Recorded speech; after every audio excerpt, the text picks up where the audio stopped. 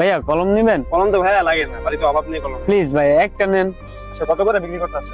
একটা 10 টাকা, যদি 5টা নেন 40 টাকা দিয়েন। আরে ভাইয়া 10 টাকা করে তো এই কলম আমি দোকান থেকে নিতে পারি, মানে ফুটপাত থেকে নিয়ে কি লাভ? নিলে উপকার হতো ভাই। আচ্ছা তাহলে 520 টাকা রাখেন। না ভাইয়া সম্ভব না। তাহলে আপনার কলম আপনার কাছেই রাখেন।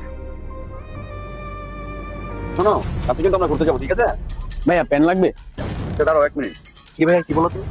ভাইয়া কলম লাগবে? না লাগবে না, জানের কাছে লাগবে না। ভাই এক পেন 10 টাকা, যদি আপনি 5টা নেন তো 40 টাকা রাখতে পারবো। নেন ভাইয়া। কেন ভাইয়া মাথাটা গরম করতেছো? বললাম না লাগবে না, যাও এখান থেকে ভাই, যাও। ভাই একটা নেন। তোমাকে বলছি না একবার যাও, তোমার কি মাথার সমস্যা আছে? আমি তোমার এই 10 টাকা আমার পেন ইউজ করবো, আমি প্রিমিয়াম কলম ইউজ করি, ঠিক আছে? ওর থেকে আসে যত সব, যাও এখান থেকে যাও। হ্যালো শোনো, আমার কি মক্কেল ভাইছস? 1 ঘন্টা ধরে বেড়া বয় রাখছস, আয়স না কেরে? ভাইয়া পেন লাগবে? না লাগবে না, জানেন তে? ভাই একটা 10 টাকা, 5টা 40 টাকা দিয়েন। নেন। আরে ভাই আগে তুমি মাথাটা গরম, আবার কে মাথাটা গরম করতেছেন জানেন তে? ভাই বিপদে আছে, যদি একটা কলম নিতেন খুব উপকার। এই ভাই ওই যে কথা কই কানে জানা জানেন তে? বড় ভাই একটু এদিকে আসুন তো। ভাই পেন নিবেন? না, পেন লাগবে না, আপনাকে কিছু জিজ্ঞাসা করার ছিল। জি বলেন। আপনাকে দেখে মনে হচ্ছে আপনি গ্রাজুয়েট পারসন। হ্যাঁ ভাই ঠিক বলছেন। আচ্ছা ভাই, আপনি কতটুকু পড়াশোনা করছেন? Civil engineer. আপনি সিভিল ইঞ্জিনিয়ার, আপনি তাহলে রাস্তাঘাটে কলম বিক্রি করতেছেন কেন?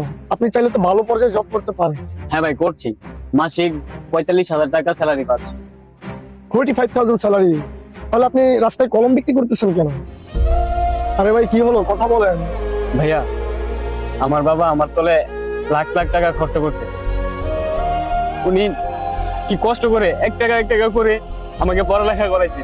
আমি এইটা দেখতে চাইছিলাম উনি কত কষ্ট করে আমার পড়ালেখা করাইছে। আচ্ছা তাহলে আপনার বাবা কলম বিক্রি করতো? হ্যাঁ ভাইয়া, আমি আমার বাবাকে বলতাম সব বাবা মাই তো পড়ালেখা করে, আপনি কি স্পেশাল কাজ করবেন। এখন বুঝতে পারছি রাস্তাঘাটে মানুষের গালি খেয়ে, ধাক্কা খেয়ে, রোদ নাই বৃষ্টি নাই শীত নাই, উনি কাজ বন্ধ করে নাই, কিন্তু আমাকে পড়ালেখা করাইছে। কথা তো ভাই সত্য। আমি তো আজকে প্রথম দিন বের হয়েছি, তাও মানুষের কত অবহেলিত। আর আমার বাবা 25 বছর ধরে আমার জন্য এই কলম বিক্রি করে আমার পড়ালেখা করেছে। সবাই বলে আমাদের বাবা মা আমাদের জন্য কি করছে।